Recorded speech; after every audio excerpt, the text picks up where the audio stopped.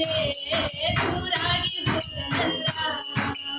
ಈ ಮನೆಯೊಳಗ ಮತ್ಯಾರಿಲ್ಲ ನೀನೇ ಯಜಮಾನ.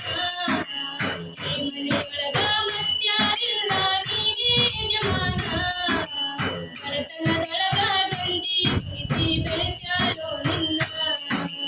ಬಡತನದೊಳಗ ಗಂಜಿ ಕುಡಿಸಿ ಬೆಳೆಸ್ಯಾಳೋ ನಿನ್ನ. ಹಳದಿಯ ಮಾತನ್ನು ಕೇಳಿ ಅವನ ಬಡಿಯಲು ಬೇಡಣ್ಣ. ಹಳದಿಯ